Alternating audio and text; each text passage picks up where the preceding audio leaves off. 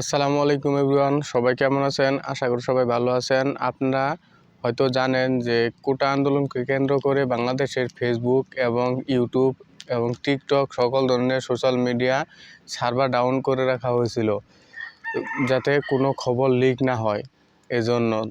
কিন্তু এই আজকে সকাল 10টায় জুনায়েদ আহমেদ পলক এবং ফেসবুকের কর্মকর্তারা ভার্চুয়ালি মিটিংয়ে বসে মিটিং করার পরে তারা এই সিদ্ধান্তে আসে যে আজকে 12টার পর থেকে ফেসবুক সকল ধরনের ওয়েবসাইট খুলে দেওয়া হবে এবং তারা তাই করেছে।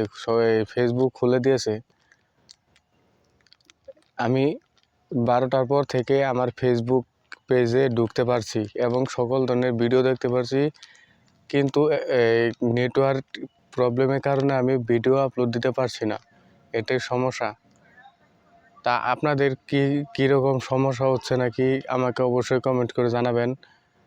তা আমার ভিডিওটি যদি ভালো লাগে তাহলে আমার ফেসবুক পেজ থেকে যদি দেখে থাকেন তাহলে পেজটিকে ফলো করবেন, একটি লাইক করবেন এবং গঠনমূলক একটি কমেন্ট করবেন। আর যদি ইউটিউব চ্যানেল থেকে দেখে থাকেন তাহলে আমাকে একটি সাবস্ক্রাইব করবেন এবং একটি কমেন্ট করে আমাকে উৎসাহ যোগাবেন। ধন্যবাদ।